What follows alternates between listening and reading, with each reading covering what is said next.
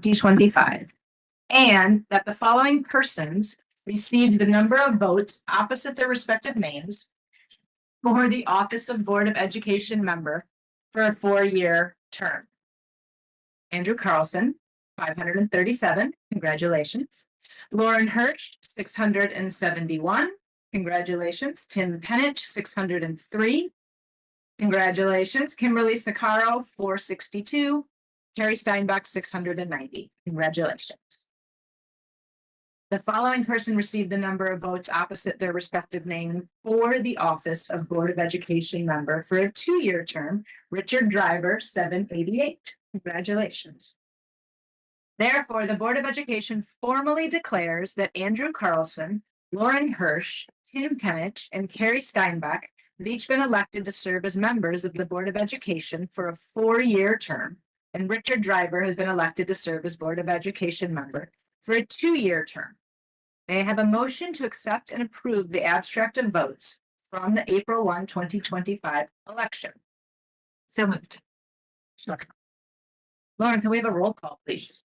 Tim Penich. Yes. Andrew Carlson. Yes. Laura Brigstone. Yes. Richard Driver. Yes. Carrie Steinbach. Yes. Lauren Hirsch, yes. Ann Hill. Yes.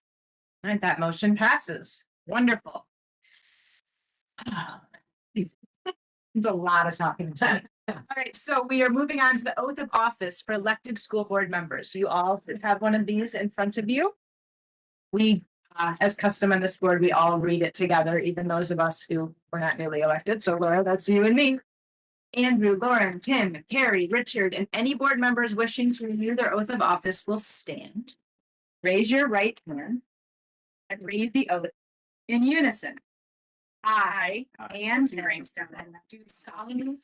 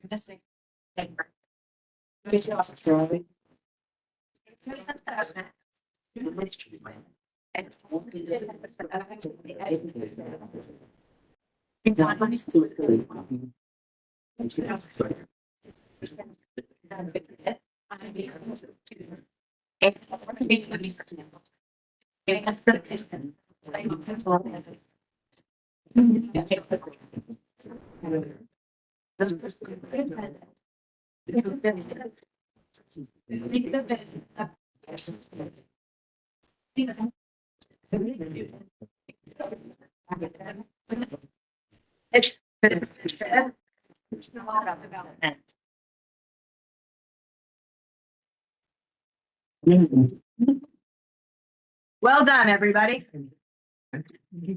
All right, moving on to the appointment of President Pro Tem, Vice President Pro Tem, and Secretary Pro Tem for reorganization. Okay. May I have a motion to suggest a President Pro Tem, Vice President Pro Tem, and Secretary Pro Tem? I move that the Lake Bluff School District 65 Board of Education approve Ann Hill as President Pro Tem, Gary Steinbach, as Vice President Pro Tem, and Lauren Hirsch as Secretary Pro Tem of the Board of Education. Wonderful. May I have a second? Second. Any discussion on this? Lauren, can we have a roll call, please? Sure. Tim Penich. Yes. Laura Breakstone. Yes. Lauren Hirsch, yes. Richard Driver. Yes. Harry Steinbach. Yes. Ann Hill. Yes. Andrew Carlson. Yes. All right. May I have a motion for the current school board to adjourn Synodi at 7:26 PM? So moved. I'll second that. Lauren, can we have a roll call, please? Carrie Steinbach. Yes. Laura Breakstone. Yes. Richard Driver. Yes. Ann Hill. Yes. Tim Penich. Yes. Andrew Carlson. Yes. Lauren Hirsch, yes. That motion passes. So now we're just doing a bunch of reorganization. So.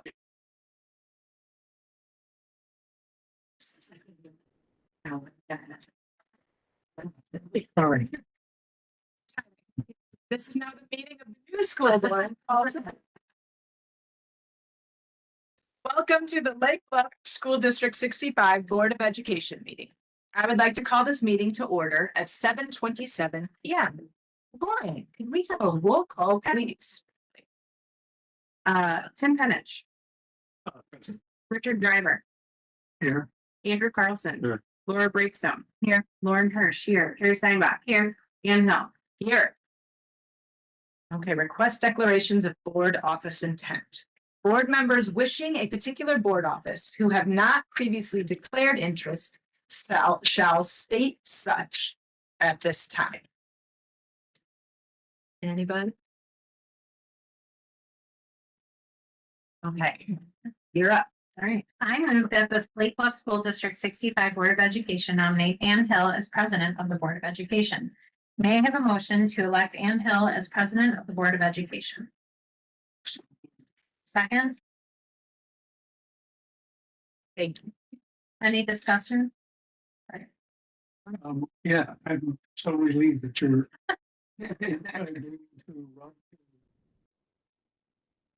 Thank you. Appreciate that. All right, may I have a roll call, please? Ann Hill. Yes. Richard Driver. Here. Lauren Hirsch, Yes. yes. Tim Penich. Carrie Steinbach. Yes. Laura Breakstone. Does Ann Hill remain the board? Move the Lake Bluff School District 65 Board of Education nominate Carrie Steinbach as Vice President of the Board of Education. May I have a motion to elect Carrie Steinbach as Vice President of the Board of Education? So moved. Thank you.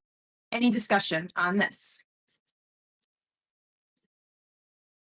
Lauren, can we have a roll call, please? Sure. Tim Penich. Yes. Richard Driver. Yes. Ann Hill. Yes. Laura Breakstone. Yes. Andrew Carlson. Yes. Carrie Steinbach. Yes. Lauren Hirsch, yes. That motion passes. Carrie Steinbach will remain the Board of Education Vice President. Thank you. Now I move that the Lake Bluff School District 65 Board of Education nominate Lauren Hirsch as the Secretary of the Board of Education. May I have a motion to elect Lauren Hirsch as the Secretary of the Board of Education? So moved. Second. Any discussion on this? Lauren, do you do a roll call? Sure. Richard Driver. Yes. Carrie Steinbach. Yes. Laura Breakstone. Yes. Tim Penich. Yeah. Ann Hill. Yes. Andrew Carlson. Lauren Hirsch, yes. That motion passes. Lauren Hirsch will remain Board of Education Secretary.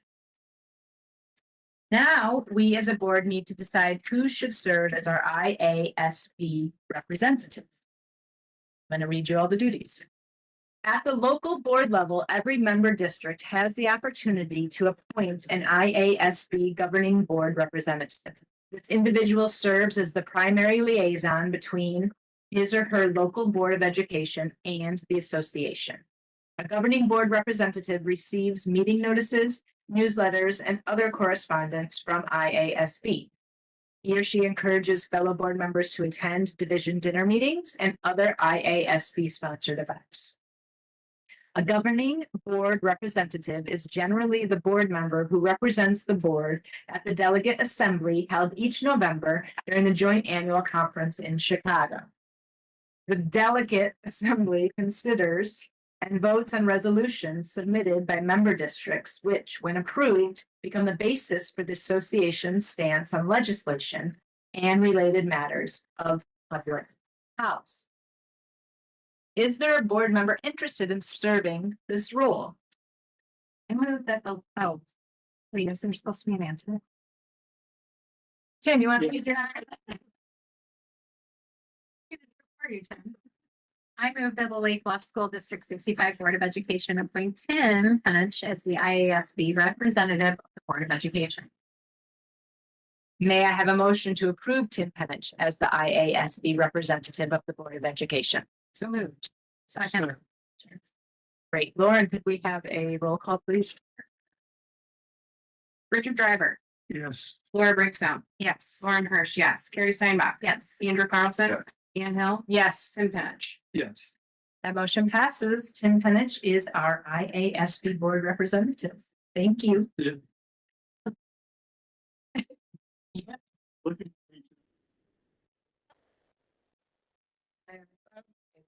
Does the board need to discuss which board member will serve on the respective committees?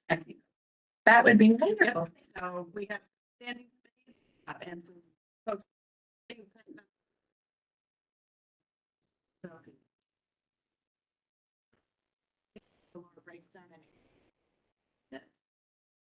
she has those things, or student, listen, typically we probably both 67 is 115 and 65. Carrie has been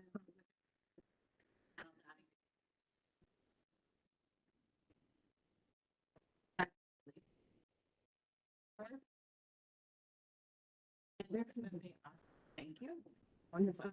Our negotiating, which will be again until the school year, currently is Lauren Carrie Steinbach. We do have through North meetings, we need to represent from to be at the leadership council, Lauren Brinkstone, hoping. Some policy committee meetings, which happen about 3 or 4 times a year, currently are Ann, Tim, Carrie, and Laura. Since those are more than 2 board members, it's an open meeting anyway. Any board member can attend whenever they would like.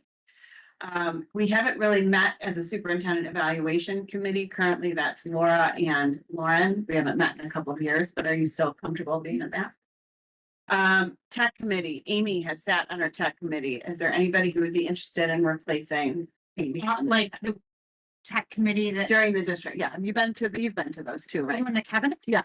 Yeah, I've been in all those. Yes. Yeah, yeah. Laura, you're in. Anyone else? Those meet during the day. Okay, great. Tri-board advisory is now, Ann Hill meets with that one, and then the Community Wellness Task Force. Anybody interested? Also another committee that typically meets during the day. A few times a year. Amy has been on that. You can put Aaron. We'll put Carrie on it for now. Big tag to be able to. Yeah. And 2 of us. Okay. Great. All right, thank you. So no formal motion needed for that. We're all set. Do any board members have a topic that they would like to bring forward to have discussed at a future meeting? This is something we do every meeting, and you can always bring it up at the meeting or email myself or Dr. Reale at a later date. Anybody have anything tonight? All right, thank you.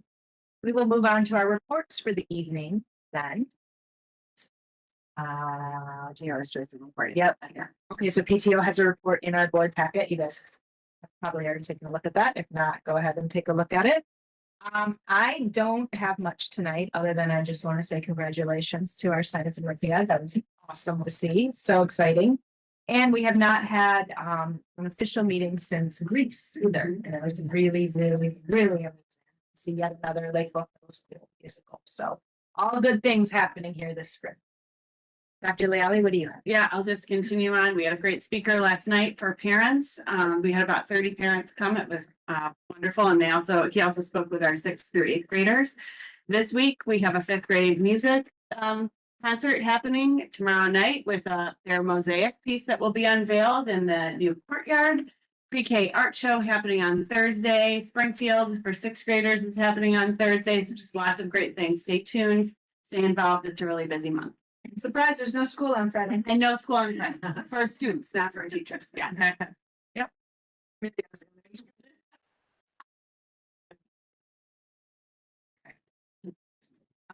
Next up, then, we will move on to our math presentation.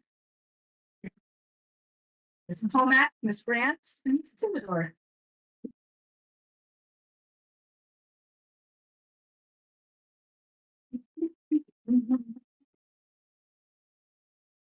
Just as background, this presentation was just planned when we met at the beginning of the year to outline what topics we wanted the Board of Education to be updated on, and this is our math update of the year. Yes, and I'm lucky enough to have two of our LBMS math department members here to join me, give us some updates from the LBMS perspective, but I'll jump in with some overview of the district perspective first and some LBE. So this aligns with our strategic plan, tied to the progress of academics.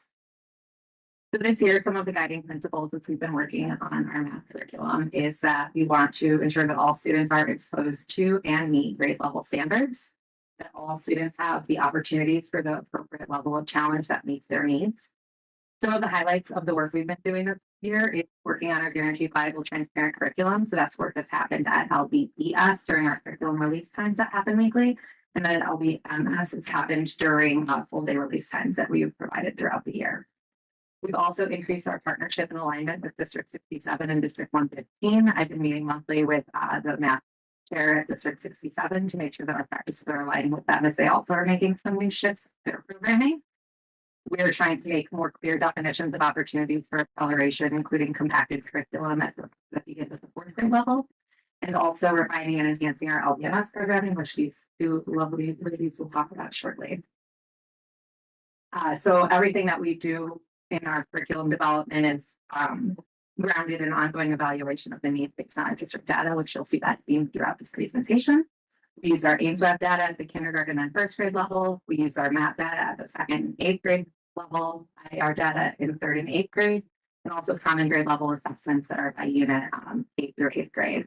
We try not to look only at 1 year of data. We look at it longitudinally to see if there's any trends that we can identify or where there might be gaps in the curriculum.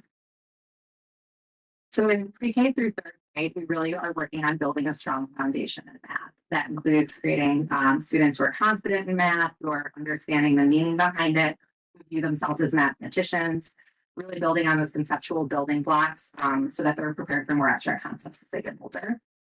We focus a lot on strong number sense, basic fact fluency, problem solving, and the mathematical practices, including a lot of that perseverance and continuing to talk about mathematical discourse. So again, ongoing evaluation of our needs based on our district data. We have our Number Corner and Bridges programs. Those are the curricular resources that a lot of our math is founded in. They're really complex resources that provide way more than we are capable of delivering in the instructional time we have, which ties back to the viability of the curriculum. So we've been doing a lot of work this year to streamline what those processes look like, and making sure that that we are aligning the standards that we need to make sure that we're meeting for our students. Should we be logging in for security with them? We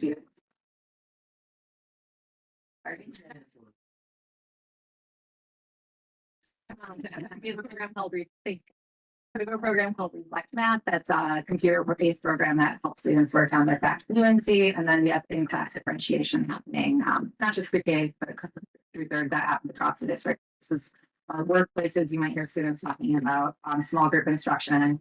That's so we can really dig into what specific student needs exactly. So then in fourth and fifth we are deepening their understanding. So we're continuing to build on those early number sense and fluency components, but also more sophisticated operations. They see a lot more work with fractions, foundations of algebraic thinking. We're digging into more of that flexible and critical thinking and really honing in on some of those skills to prepare for the work that will help them transition to the middle school level.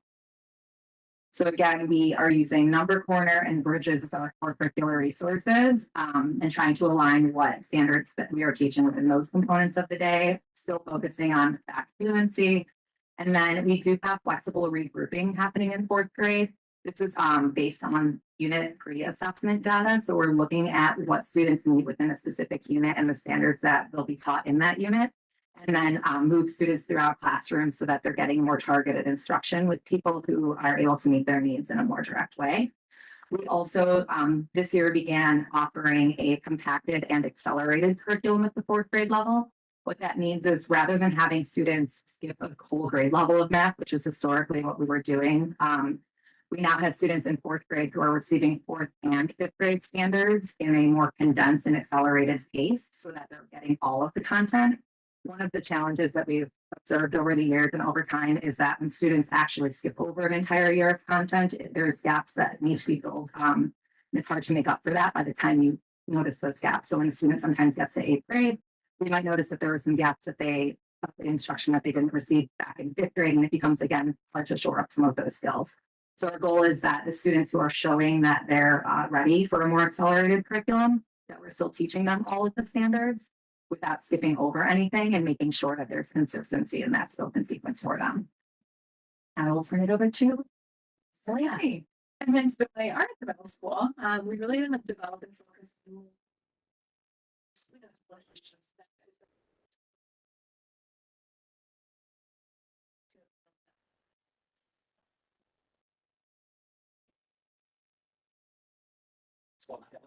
so just in 6th through 8th grade, we're still raising this probability as well as the standards. So we really want to focus on being paid. So we focus on having a curriculum written by staff. These have a variety of different resources. So looking at the data that we get, the students we have, and seeing what would be the best resources for them from this particular. So sometimes it's not so more versus maybe they do like a more fixed approach, but really having flexibility. So like I said, it makes kids are there.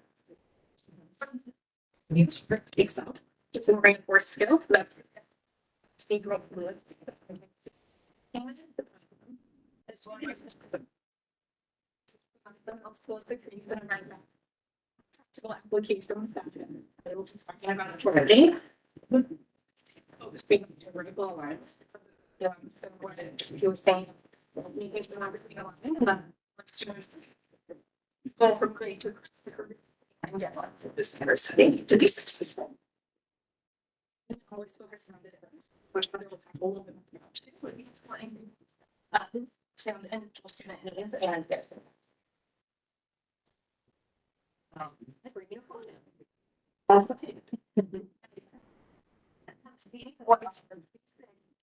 Vision is when students enter our building and what we see them doing, that they would say when they're here. We want to make sure that all of our students are learning and meeting their grade level standards. And if you've ever looked at the math standards in depth, there's a lot there, and a lot of words and a lot of great things they're asked to do. We want to make sure they can do them all and have the opportunity for extra challenge if that's where they are. And so in alignment with what's been going on with District 67 and the high school, we created this visual for you so that you can really more clearly see exactly what goes on. Our students come here to us and they enter 6th grade, and the majority of our students are ready for their 6th grade year. So they would go into what will be our Math 6 curriculum, which is going to be a really good solid base of your standard Math 6 concepts. They then move over into Math 7. We've learned that 7th grade math year is pretty critical. That's where a lot of the spatial reasoning really hits. It's where a lot of students are developing quite a lot, and that's a good time to really catch them mathematically. And so that is also where our new math practical applications is going to work. Next year, students at Lake Bluff Middle School in grade 7 will have math 2 periods during their day. One will be their core math class, like Math 7. The other will be MPA. And I'll give you a little more scoop on that one here in a bit. It's going to be an awesome class, to tell you that right now. I'm helping create it. That's why. Once they go through our 7th grade, then they're prepared for their algebra exposure in its as an eighth grader, whether that's as a pre-algebra format, which prepares them for the integrated math program at the high school, or whether that's a full algebra 1, including quadratics, which then prepares them for any number of pathways. We do have our kind of extra pathway down there for those students that come through every so often that really need a lot more than just the standard. And that's where you see the Math 7, Algebra 1, and the High School Advanced Algebra Trade Honors. Those students will also go through math practical applications. So every seventh grader is going to get that course, no matter what. So you might be wondering, what is this new course? Snuff. NPA is going to be a heterogeneously grouped course. Students will be mixed together no matter what core math class they have in seventh grade, and it will be a project-based course. So throughout their day in NPA, while they're exploring their normal topics as part of the course, we can also use that time to support any gaps they might have had coming in. We can support the content for teachers if they have a test coming up, something we need to help reinforce for them. And with a project-based setting, any student that needs a challenge, we can certainly boost up any project to give any student an extension. So you can have two students doing the same project and engaging with it at very different levels for whatever strikes their fancy and however high they want to go. We're going to be emphasizing those math practice standards of critical thinking, solving, and persistence. But you'll notice we're going to be doing all the fun stuff. So we're going to be focusing on all of the data and probability and statistical standards from grades 7 and 8. That'll all be in this new course. We'll be working in financial literacy, so really focusing on a lot of that adult kind of literacy skills, and then getting into geometric reasoning. So that course is currently in production. We're working on it, and it does allow us to also embed that extra math support as it's needed. We can just slide it right in. Those that we continue to look at our math curriculum work for next year. We'll be continuing to develop our guaranteed viable, transparent curriculum across all grade levels and evaluating that curriculum based on standards and based on student data, digging into the math results we get this spring, and then also the IR results that we'll get over the summer, and continuing to make adjustments and tweaks to the work that we're doing. Again, that ongoing data collection component, we have plans for continued partnerships across Lake Bluff and Lake Forest schools. And then newly announced last week is that Illinois is going to be developing a numeracy plan similar to the literacy plan that they released last year. So this is in the very, very beginning stages of development, but we are anticipating that there might be some recommendations from the state coming out of that. So we'll be keeping a pulse on that and continuing to update our curriculum based on those recommendations. Any questions? I actually have one. Well,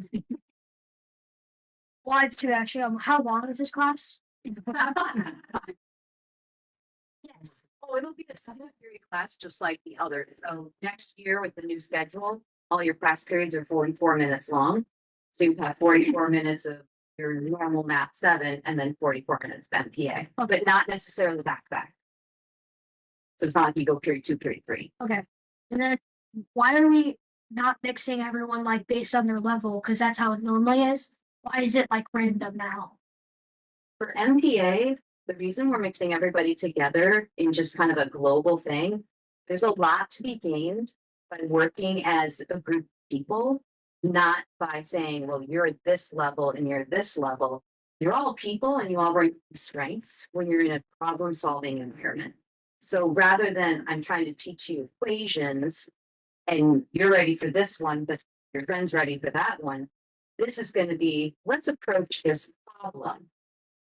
Just because you might know this math at one level and your friend knows at a different level, it's still the same problem.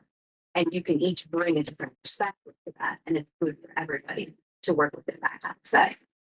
What? Yeah. Very good.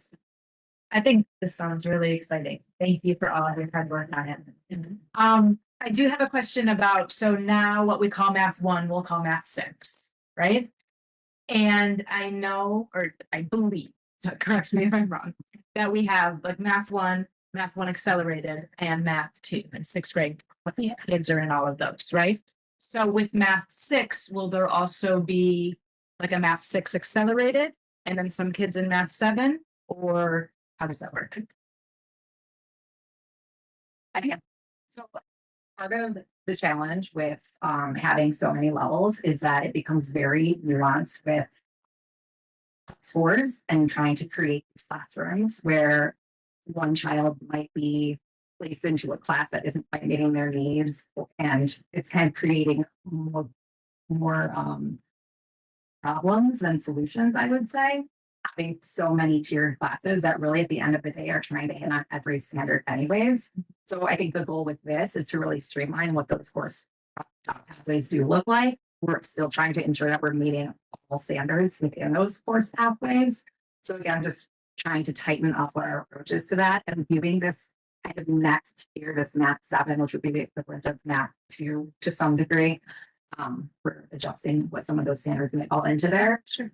Really doing that as an exception to the rule, and that math 6 and math 7 approach being the new one. Anything that you two want to add to some of the conversations? Yeah, I think part of what we notice is when our students come into the middle school, they are still sixth graders and they're adjusting to this whole environment. And we feel like there's a lot of growing they still do. So having the majority of them take math 6 and then let's get them in grade 7 and throw problem solving at them, all the core math gives us a really good time to sort of sift through there and see who's going to be ready for the reason you have then 3 levels at grade 8. Sure. And the ones that usually end up taking that Pizzazz class in 8th grade, they tend to put themselves out very early. They're the kids that really stand out, and usually we hear about them coming over from elementary or they even get to our building. So having them in math 7, you're going to see them kind of sort through, and then everybody follows those pathways to get over. So we see math grade 6 as being definitely a lot of an adaptation time, and as much in our math curriculum as anywhere else. Okay, great. This is also more tightly aligned with the similar shifts that are happening in District 67 at the high school level as well. Just trying to, again, make sure that we're really hitting the standards where they need to be hit rather than accelerating students to a point where maybe it's hard to recuperate some lost learning when they're accelerated too quickly. Great, thank you. That makes sense. I have a couple of comments and questions. First off, I mean, I think this is math is our biggest challenge, as it is with almost every other school in the country as a whole. So I'm really pleased you being a very aggressive goal to try to get to grade level for everybody. May not be achievable, but it's a great goal to be putting out there. I also appreciate the focus on K through 3, because I think if they don't get to grade level early, it's going to be very difficult to get them there, in the 6th grade. Yeah, you're exactly right. We've had a lot of conversations at LDS about focusing on how early can we enter and really be hitting skills hard there, because it's much easier to close gaps early in a student's learning experience than it is there. Yeah, so I appreciate that focus in a small group, individuals, and to work with those students when they get there. Yeah, there's been a lot of small group instruction. There's also been a lot of just kind of vertical articulation and conversations around how can we continue to work on computational fluency and understanding our facts and building that number sense at earlier age, and really reinforce those skills so that students are ready for that higher level of learning once they get to learning. Do we use, I always like this from my experience, warm-ups anymore, where students spend the first 3 or 4 minutes, just doing kind of repetitive type things just to help Absolutely. Grade levels that there are times in the instruction where that occurs. It may be every single day depending on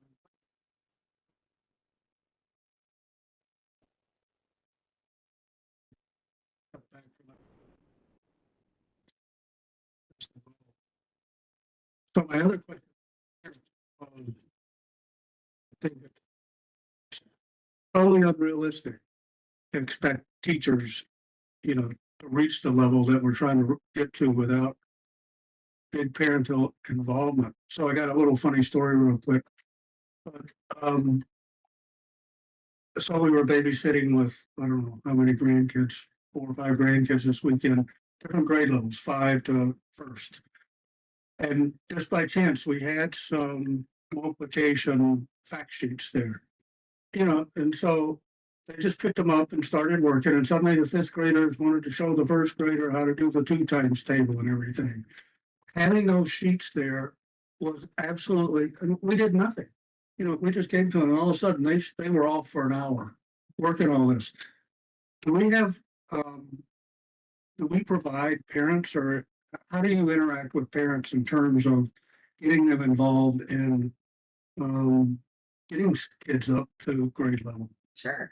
I mean, it's definitely an area we can continue to work upon. I think we never try to put the learning of students on the parents. I think we try to make sure that we're doing all that we can here in the day that when students are here with us in our classrooms. I think next year I do think about the fact that we won't have our devices sent home at the elementary level. And one of the things that we have done consistently in the past is sent home devices for kids to do math practice on those devices.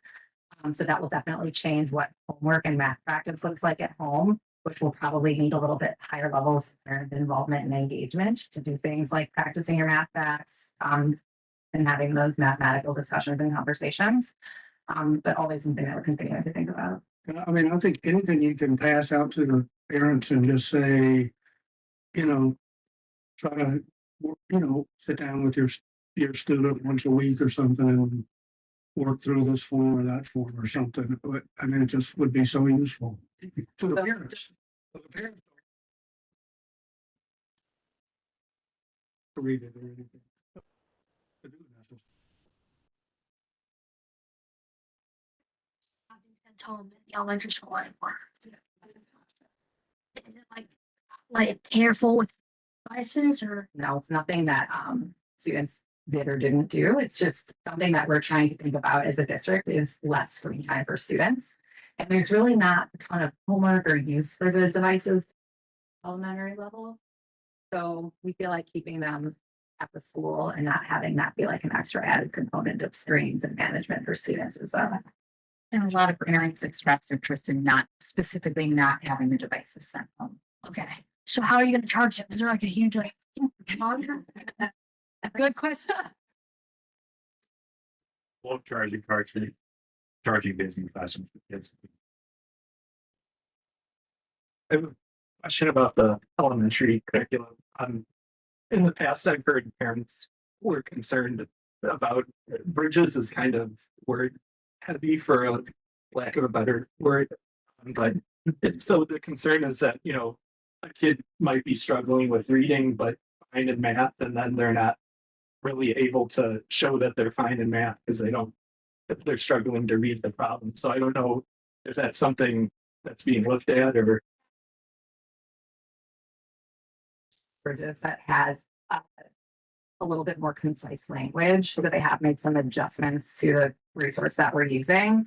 Also, though, I think our staff is really thoughtful about making adjustments to the types of problems that they are presenting to students so that we aren't pigeonholing a student if they do have a literacy challenge, that we aren't creating a situation where they aren't able to be successful. But say also the assessments that we are giving, the math assessment isn't necessarily using that same language that our curricular resources. So there's multiple data points that we're able to look at. Another one that we use for that kind of 4th grade component is cognitive abilities test, which also is completely very quantitatively based. So I think we have enough data points where we're able to flush out if that would be an issue. thank you. Anything else, guys? Thank you. Thank you so much. Thank you. Wonderful presentation.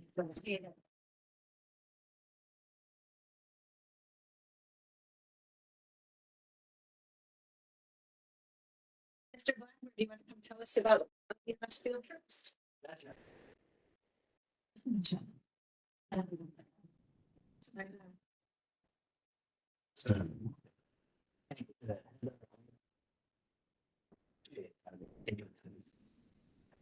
It's about that curriculum and that progression K to 8.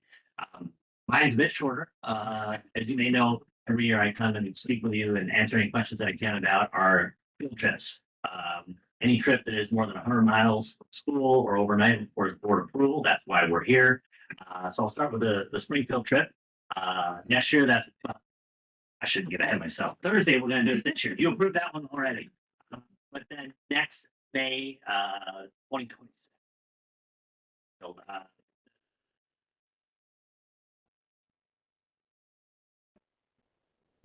morning. Thursday morning at 5:45 a.m. A lot of the day and be still running. This will be true of all of our trips. Families that are in need of financial assistance. And to make sure that that was made clear as well. In seventh grade, we have the Outdoor Ed Lake Bluff Ed trip that takes place September 24th, 25th, and 26th. It's a combination trip where half of our seventh grade students at a time will go to East Troy, Wisconsin. Camp Edwards is the location for the outdoor ed portion, and we have a Lake Bluff excursion for the other half of the students. So each experience is roughly a day and a half, and we switch halfway through. So that's to allow us the smaller numbers that we're looking for to maximize our time in both locations. That is $150 per student. And once again, September 24th, 25th, and 26th. Another big one, the eighth grade Washington, D.C. trip. That will take place this year, March 4th, 5th, and 6th. So it's a little bit later than we've traditionally done it, in part to avoid some of the conflicts that an adjustment in our district calendar and the parent-teacher conference time created. Also, perhaps giving us a better opportunity for a little warmer weather. Not quite cherry blossom time, but we're looking forward to that trip taking place. That is a more expensive trip. That's about $1,425 per student. We were able to scholarship by approximately 13 kids this year that were able to go, requested financial assistance. Some that were a variety of ways in which we do that. Sometimes it's partial scholarships, it's full scholarships, sometimes it's a structured repayment plan.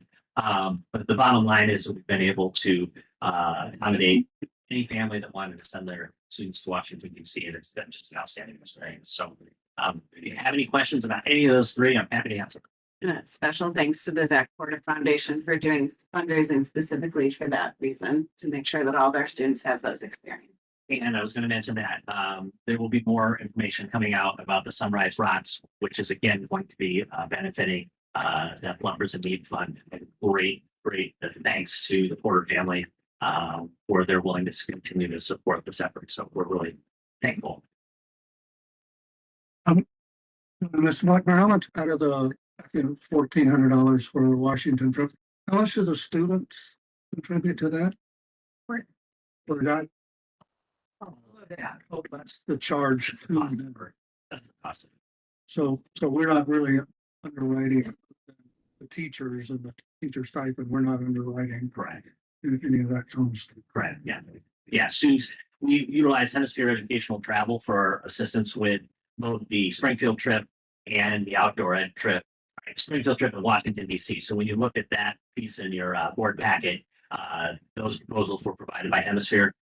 When a parent books that portion or that trip, they do it through the Hemisphere website. They help us to acquire the buses, the airline tickets, the step-on guides, the admission to the different museums that we visit. They're a great help to us and take a heavy load off planning the prep. We work closely with them, especially with the overnight piece, with creating the itinerary, with assigning roommates, with navigating families' questions about the trip, medication when needed on the trip, and responding to any urgent matters that come up while we're there. But Hemisphere is sets all the pieces in place for us so that I just have to say that I'm so grateful that middle school does these trips still. I think they're wonderful experiences at each grade level, and it's really a special thing that our kids get to do this. So thank you. Thank you. And I try and, convey that to our students before we go. I always talk about how these trips aren't commonly done in all middle schools. We're lucky to have the support of a community that sees the value in it. We're also lucky to have the support staff members willing to give up their time and spend 3 days in Washington DC touring with the kids. It's a really neat opportunity to connect with students outside of the classroom. And then I also talked with them about one of the favorite parts of a trip like that is boarding the airplane on the way to Washington DC with folks who regularly travel there and regularly have negative experiences with immigrants, let's be honest. And they are usually a little scared as we get on the plane and a little quiet. But those same people often stop me on my way off and say, wow, I sat next to one of your Lake Bluff students. They're amazing. They told me all about the school and I was really impressed. And those compliments are the things that I continue to look for and challenge kids to leave that impression with the student, but with the adults that they come across when we're on tour, whether it be Springfield, DC, Outdoor Ed. We get those compliments like. Any other questions for Mr. Blackmore? Thank you. I appreciate it. All right. Great. Consolidated district plan. Was this exciting part of the night?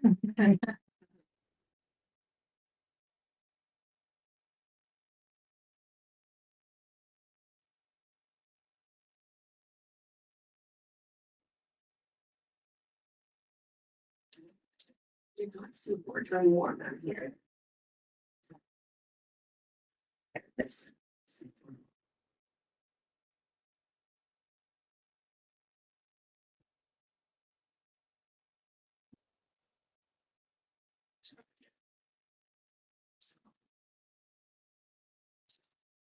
Spring.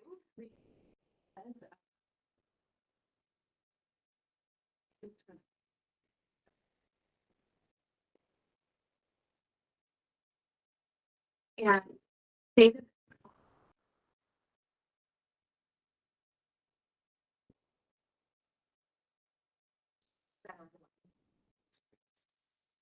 Level. One of the pieces that we need to brand is how we are working with families or families who enroll under the McKinney-Vento federal law. And so how are we working with families who are unhoused to ensure that they enroll quickly within the school setting? We don't require them to have certain documentation. We don't require them to pay fees. And if we need to, we provide transportation for families. So we have to lay out all of the steps that we do within our consolidated district plan. There's a number of grants that we apply for each year. So these are the grants that we apply for. And I'm just going to highlight a couple of new things that we're doing this year. So one of the new grants that we're applying for is the Title III grant that helps our instruction of multilingual learners. We do have a lower number of multilingual learners. So in order to apply for that grant, we had to consolidate with other districts around in order to meet that threshold. So we created a cooperative between districts, our district, District 67 and District 15 in order to meet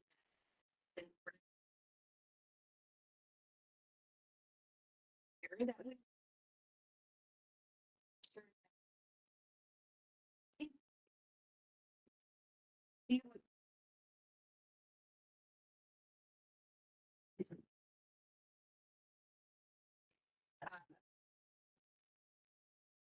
So every year, writing, we have to complete with our non-public schools.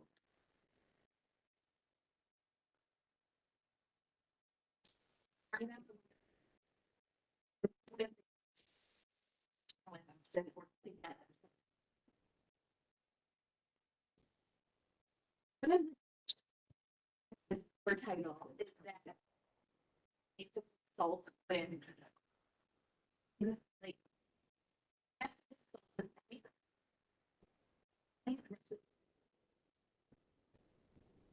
but said we typically the title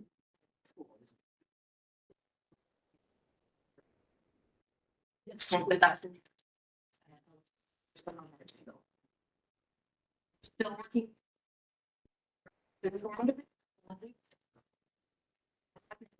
this week to reach out to each of them. Invite them to consult with us and for what they would like to do. If they would like, then we can get with them and explain all of they will just they have to but if they know that they don't want to consult with we have so we're going to do a question. Is that a yearly thing? Like, Every year. can you fill out most of it? They could find, like, or like, We check the rate. Yeah. All of that. do we get penalized if they don't fill out the form? So if they are making a put in free. So right.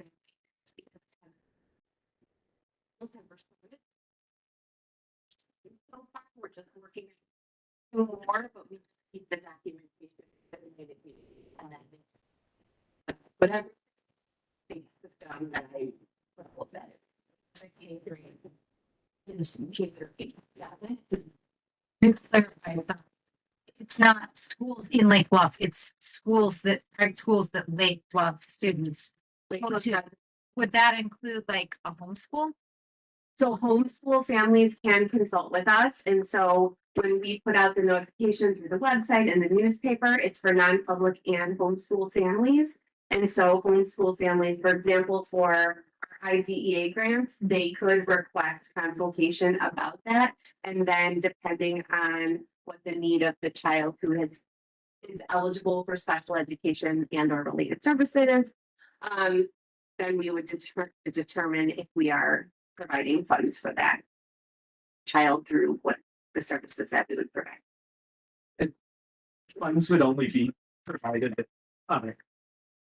if a student, so if there's a Lake Bluff student who needed services at a private school, that's the only time that funds would be provided. Or would it be like, oh, well, Yes, we'd love some of that. Different ways. So for like.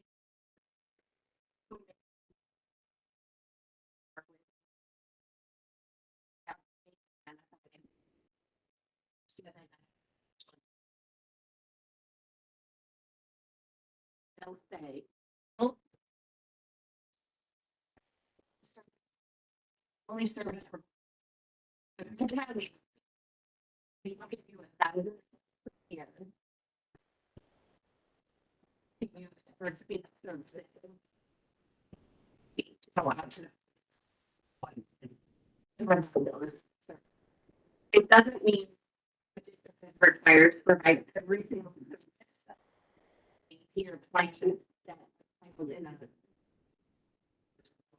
Is in, the district has to listen to the community, listen to peers, and then. What's the. There is a year that one different. Like small, yeah. Families there. So today would be a little bit different because you get. Eligible. So then you would. What's the total? Funds that we're getting. And students is that because that's for students who are average.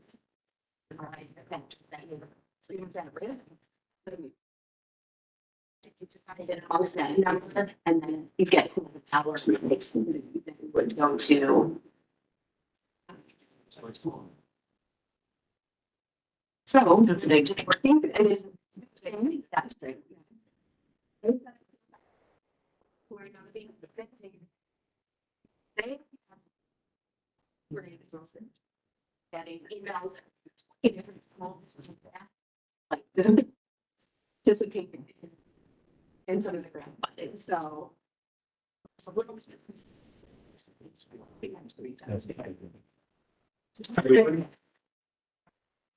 determine, like, is it That's just? great.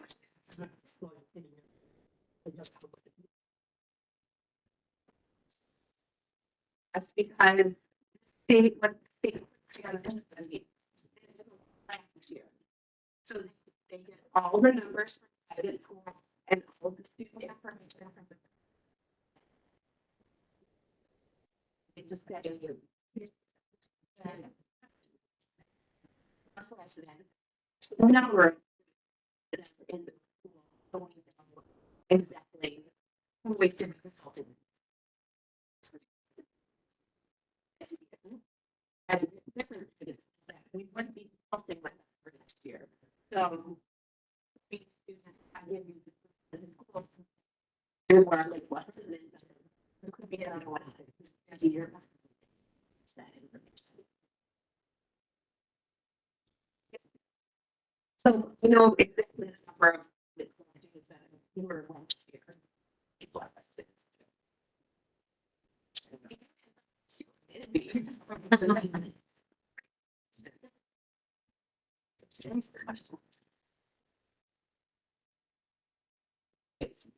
There are three main goals of the grades. So the first is original. I want to make sure that students are making different. Each student have the opportunity to graduate.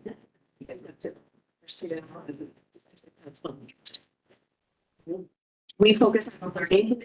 So what resources do we have? Do we create a state of effect? And then obligating educators to intervene. Teachers, we have really different development. That we're able to help the same teacher. So those are the three big goals.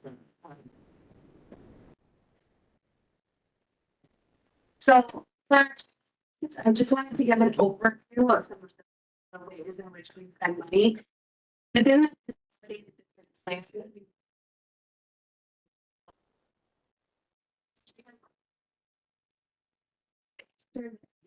Like that is approved. It's actually. So this is just the first step before I create the grant and budget out what we're going to spend. Yeah. Well, we just played this one of that. And professional development. All the differences of that.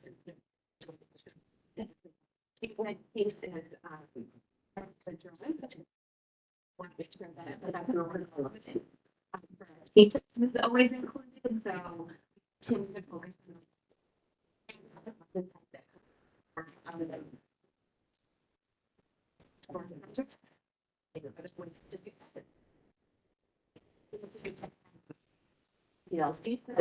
Including institute that is at Stevens. Continue with our work working through True North, have coaches help us facilitate those sessions. And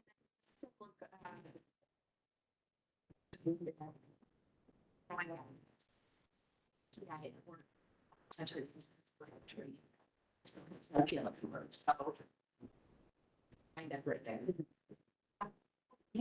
Year 3, we use session to just understand classes. And I'm going to support. That's where we can listen to the information and. That's who I again, MCSS and the students as well as the multiple students. Okay, we have the. It's the library for students who are the district village. We supply center for teachers or students who are within we for in that safety software with some of these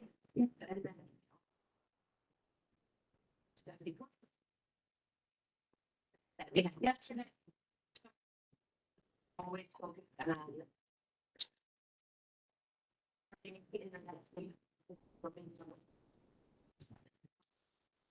pieces for students. We also purchase psychological services for students, so we have students that I really,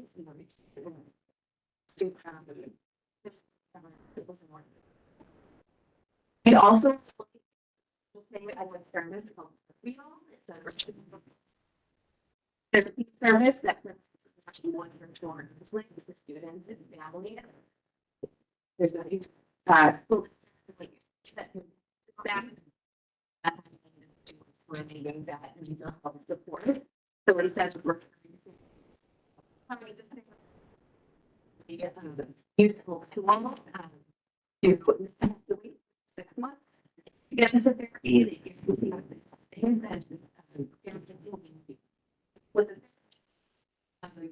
they also within we provide the language.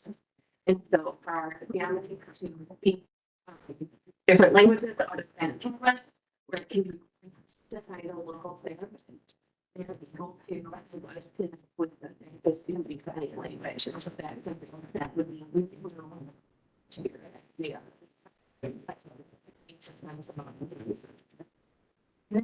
We continue to work with. And so now we've reached the point that we pay for a subscription for teachers. And there's just a lower cost annual subscription to keep access to all the material that we're implementing. Students.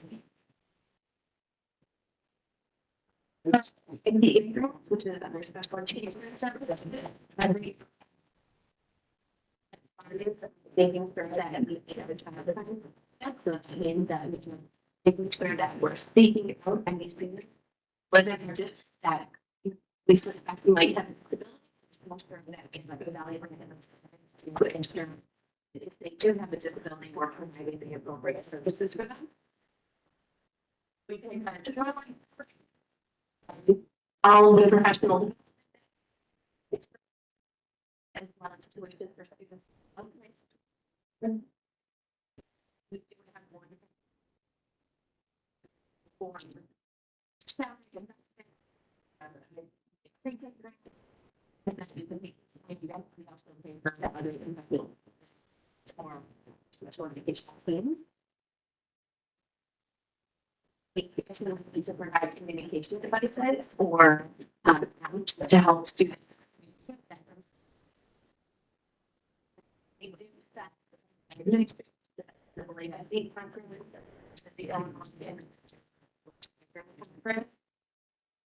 Legal update and that special education law is always updated.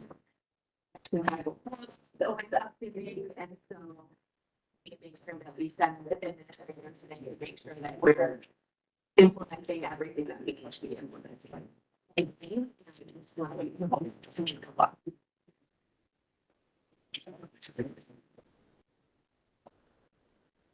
That is very complicated. Yes, there is not up in here.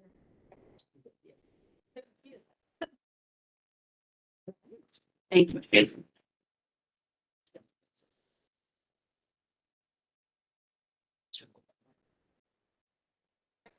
To our action with discussion items for the evening.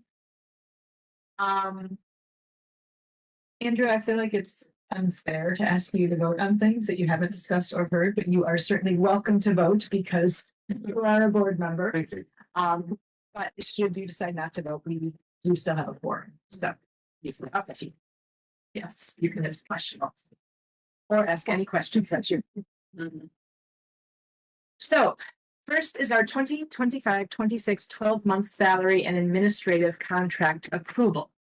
We will. Before you read, we always like to be very transparent about salaries for administrators, but I do before Anne reads the list, I would like to make note of some changes to titles to reflect some of the really great work that our administrative team has been doing.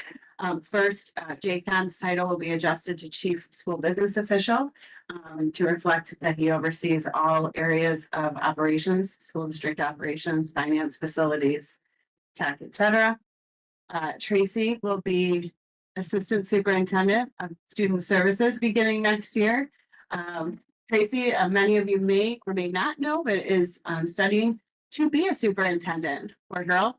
And I got her to do it. Yeah. But asset to our district really is kind of my second hand. And so when I'm not here or when there needs to be a question, Tracy will be my designee.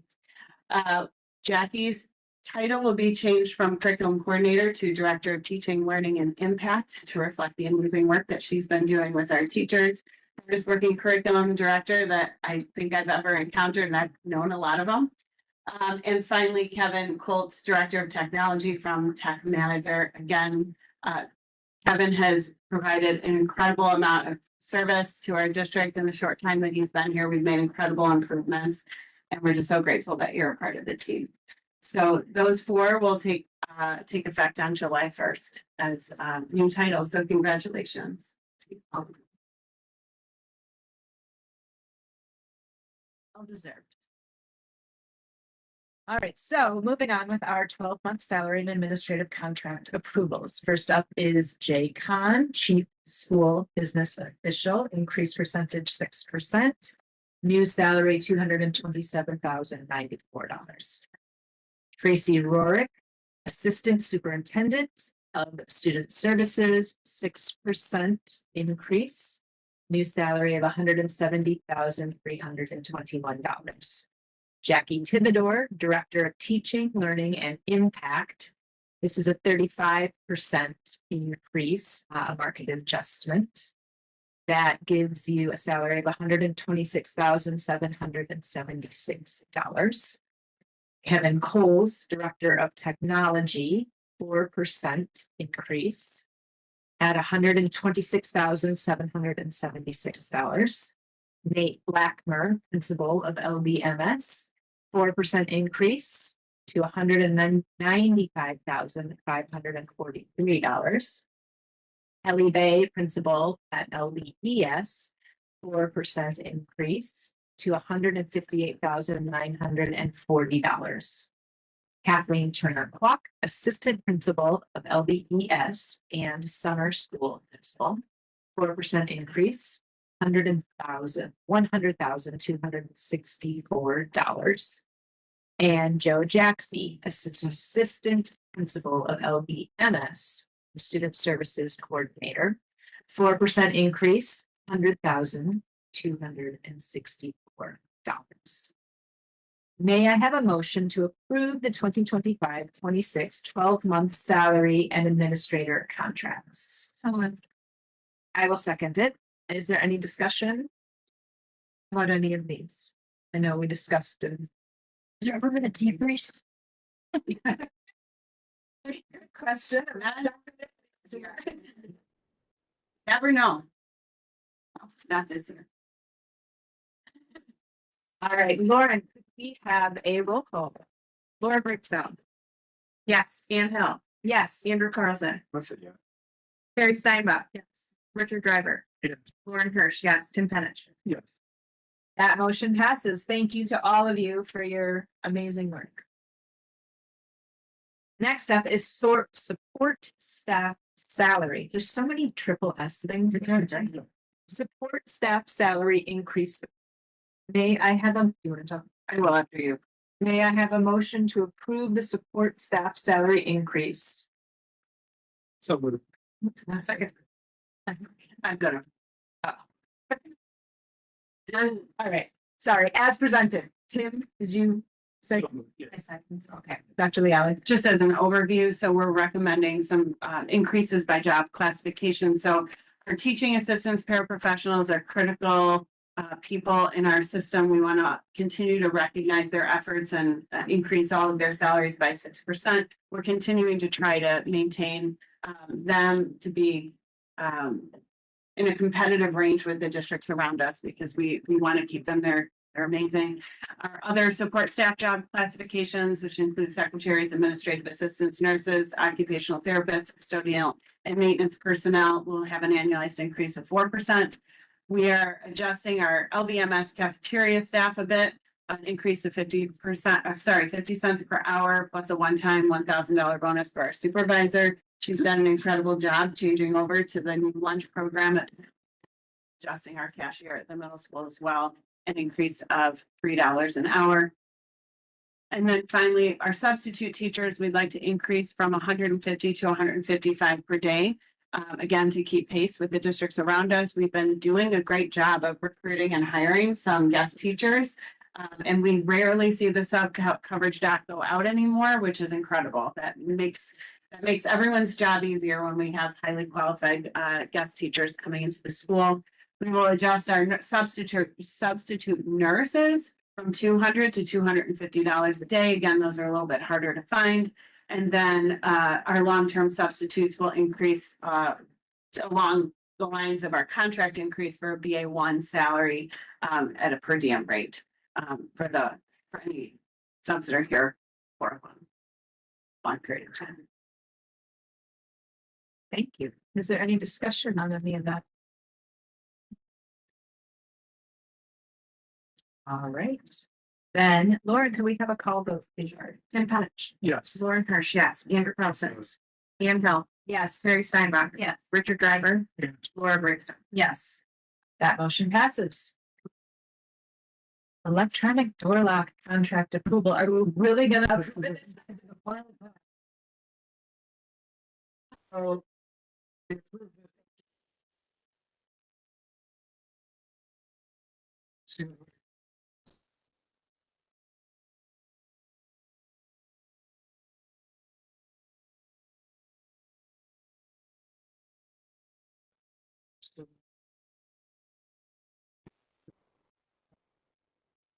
Well,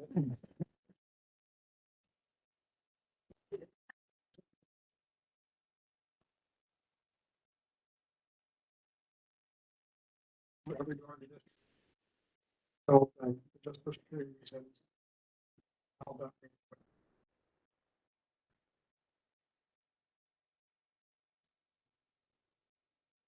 Which also. So.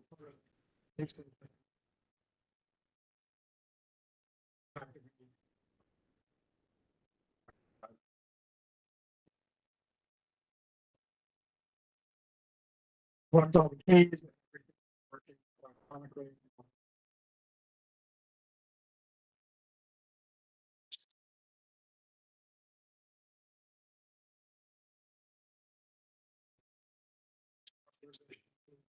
Just hardware before the price increases went into effect.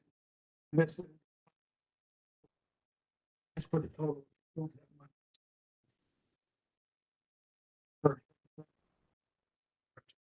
It is with those systems incorporated.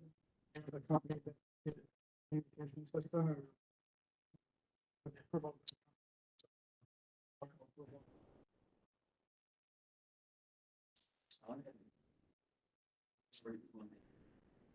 Will be. As much of it, years ago. Or then next year's budget because of the fall. I really appreciate that we have taken our time on the project. Do it right and be able to be in Boston and the 70 a few times this last month. To actually see it works, I think it's gonna be a great improvement for us. See, so. And all the discussion that we've had today. It's a thankful project. It is a big expenditure, but it's good for student safety and family safety.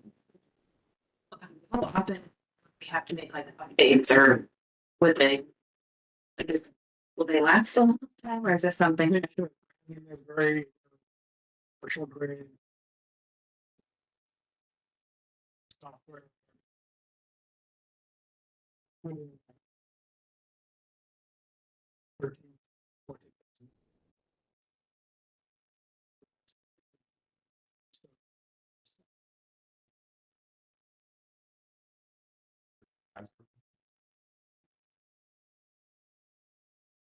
We will have.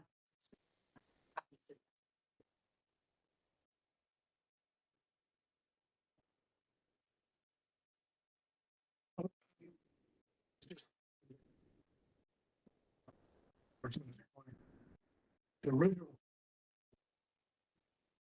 Yes. So, did we ever? Or did we not?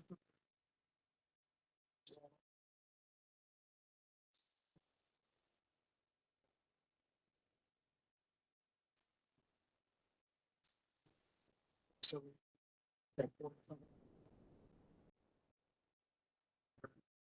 obviously did our system from Procom, which is another company that Austin has used for our door system. They've actually done done some repairs for us, and then Seconds Matter, which is another security firm. So we really.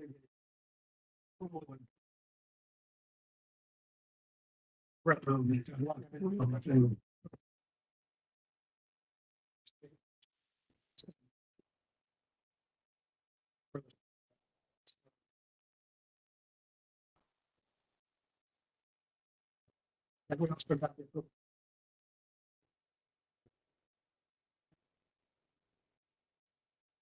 This time.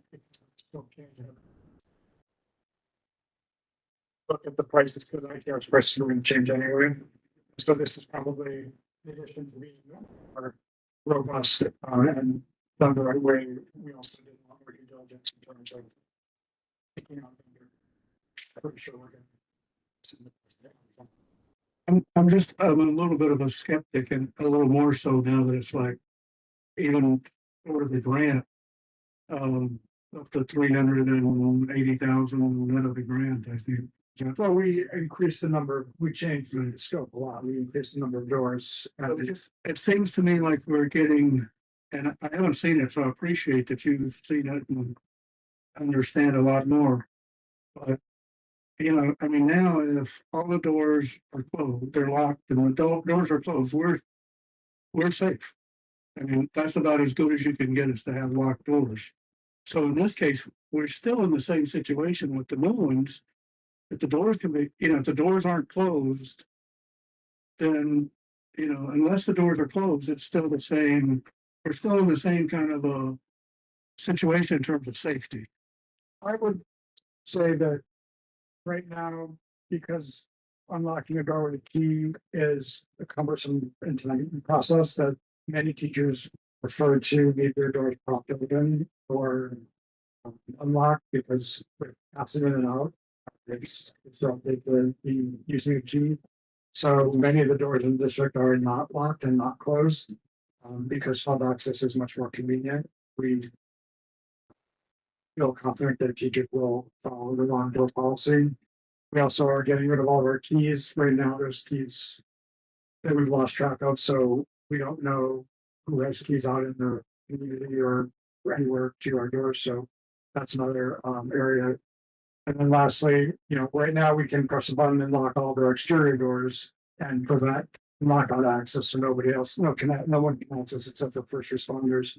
So we can do that now, just for the exterior doors, right? You know, once this project happens, that will include all the interior doors. So doors that are maybe closed and not locked, we'll be sure that they're locked because we can force them to be locked. And then we can also prevent access to those doors from the top. So the only people who will be able to open those doors are people with override access, which will be administrators and first responders. And, you know, I just, I kind of discount the locked door, unlocked door. I mean, most, you can, with these doors there, you can turn it one way and it opens without unlocking it. Most teachers have it that way, so all you do is close and the door's locked. And it's always locked, you know, unless you. Right, and in the future, we're gonna be asking for. But, if principal-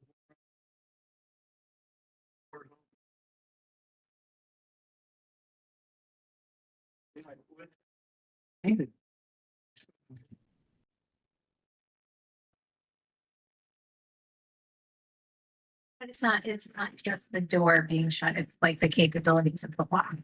I think think there's there's so much more that goes into. So if you.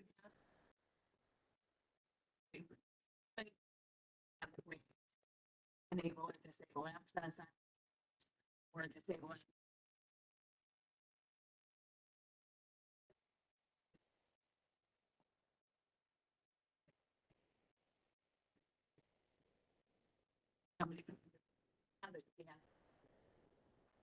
So it helps us to add access to the interior doors, which is the most important deterrent that we can have. There's a lot of safety equipment out there that we could be looking at purchasing. Schools around us have a lot of different things. From what any safety, school safety expert would say, the quickest way to lock all the doors and make sure they stay locked and that nobody can get in and out is the best way to prevent any kind of active threat going into a classroom. Nobody has tried to shoot through a locked door or has been successful getting through a locked door. I hate to say it that way, but this is where I'd like to spend the money if I'm going to spend the money. In other words, there's lots of other things that we can also do to fortify the structures. But there aren't a lot of solutions to make sure that we can actually lock all the doors and prevent people from going in and out at the touch of a button. And then see who was there before, who was there after, and track kind of that access. So the technological capability is also the part that helps. So if the door is locked. But some of the people, I mean, students that are in the class, they can still go out, right? We can make it so nobody goes in or out. But yes, they can go out, so it's not like a fire. So Yes, if we're in the middle of a lockdown, though, you can actually control that. If you're in the middle of a hard lockdown. I'll go on record as being not convinced that it's worth the money. any other discussion on locks? I mean, I hate that we have to spend the money on this, but would rather we didn't have to, but I feel better knowing that we have the capability to lock everybody in place. I feel the same way. It's not, It's not right. I'd like an alternate timeline where we don't have to do this. right, right, but we have to deal with what happens after. Yeah. Okay, may I have, Also, just for the record, the current keys that we have can't copy them here. Oh, they can.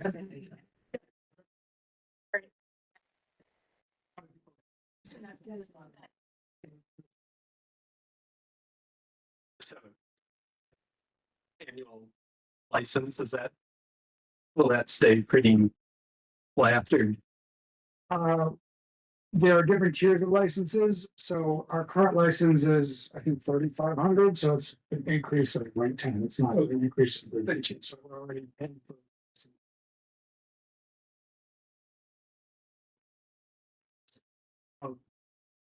Capabilities that will come with. That license has not changed in 3 years, so. What is the other?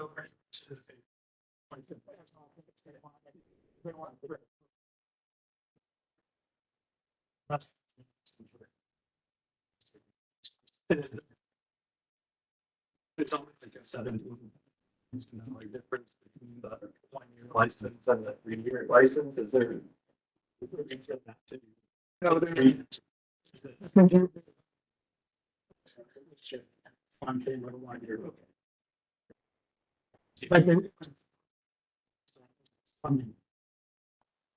Just the way this is right there, that's what we do. So again, cool for that. So. License. I'm going to mostly hear what's going to.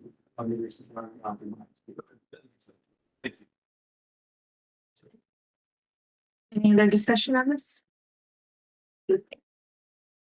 May I have a motion to approve the electronic door lock contract as seen in the board packet and just discussed? So moved. Second. Lauren, could you call vote, please? Lauren Hirsch, yes. Richard Driver. Oh.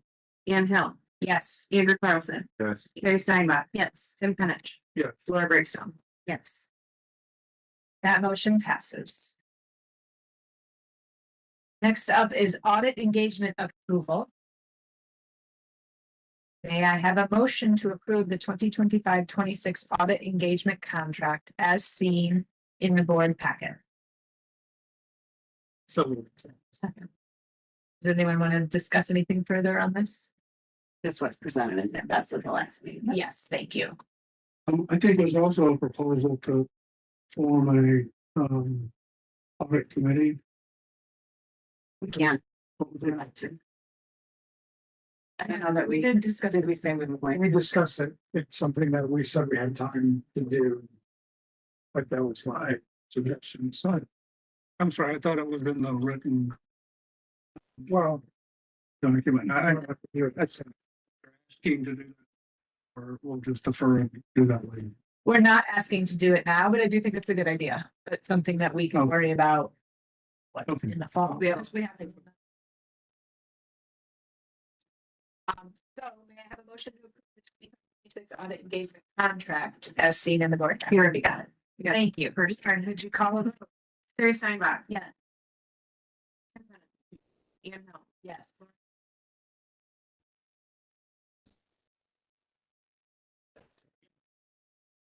LBMS field trip. May I have a motion to approve the 25-26 field trips as presented this evening? So moved. Second. Lauren, did you call vote? Ian Hill. Yes. Laura Brinkstone. Yes. Tim Penich. Andrew Carlson. Consolidated District Plan 2025-26. 25-26 Consolidated District. Plan. It's presented this evening. Could you call the vote, please? Laura. Yes. Richard Driver. Yes. Andrew Carlson. Carrie Steinbach. Yes. Lauren Hill. Yes. Tim Penich. Yes. Passes. Updated. Did we talk about an updated calendar? No, so this is just an update we do annually to reflect any emergency days that we have or haven't used. We haven't used any yet. So if we don't, we're almost in May, so we'd like to. Calendar to regional office of education. Sounds great. May I have a motion to approve the updated 2024-25 calendar? So moved. Second. Lauren, could you call vote, please? Tim Penich. Yeah. Laura Brinkstone. Yes. Ian Hill. Yes. Andrew Carlson. Yeah. Carrie Steinbach. Yes. Richard Driver. Yes. Lauren Hirsch. Yes. That motion passes. Moving on to the personnel report, I do need to read it out loud, so. Here we go. Non-licensed new hire, Daniel Ramirez as a guest teacher in either building, salary of $150 per day. We have a resignation for Rachel Park, third grade teacher at LBES, effective June 3rd, 2020. Licensed new hire Amanda Wilridge, intervention specialist at LBES, effective 8/22/25, replacing Denise Salet. Annual salary of $102,447. Salary schedule placement NA plus 30, step 18.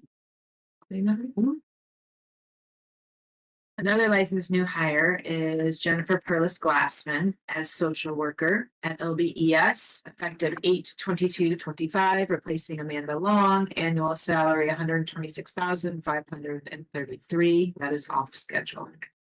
2 FMLAs, Jen Prosimit, ML teacher at LBES, effective May 14/25 through May 23/25.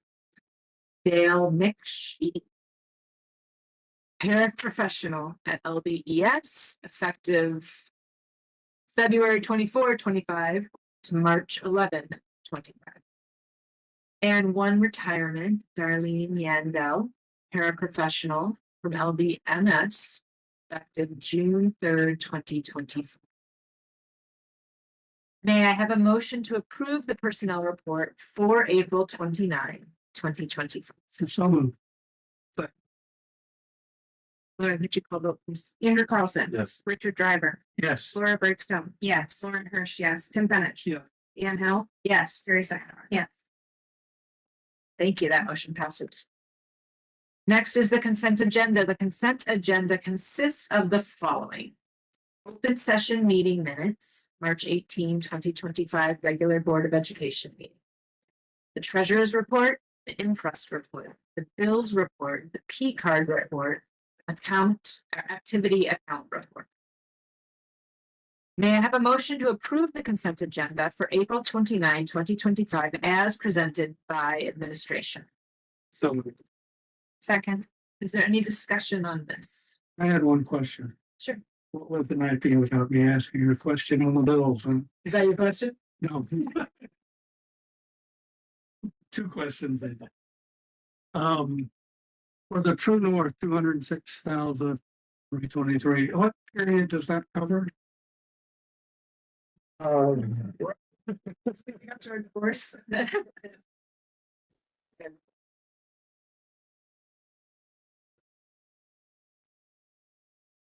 Project out based on our usage, or what we're estimated to be using for the year. And then they bill us in the fall 25% in October, so 75% of those charges. Plus the membership and the buildings charge and the professional development charge. And then in March, in December, they look at kind of our usage and true up if we have fewer kids or more kids going. And then in March, basically in March, they charge us the last 25 years. So this represents, so it says, so the total we paid them is like 800,000 totally paid. Range of 650,000. This is the final 25% of what they owe us, and then they'll come back in May and true up the final rates and either charge us or give us refunds depending on where things net out, and then there's a summer school charge. But I can't really say for a period because it's just.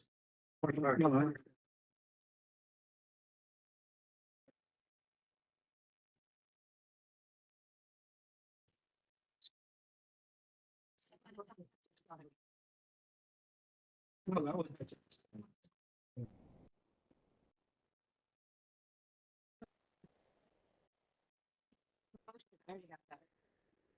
Does anyone want anything pulled out of the consent agenda for a separate vote? Lauren, could you call vote, please? Richard Driver, Yes. Carrie Steinbach, Yes. Lauren Hirsch, yes, Tim Pennon, Yes. Ann Hill, Yes, Laura Brinkstone, Yes. Ian Crafts. that motion passes as well. We do have 9 FOIA requests this month. They can be viewed in the board packet. Okay, so coming to our second opportunity for public comment. Is there anyone in the room who would like to make a public comment? Not seeing anyone.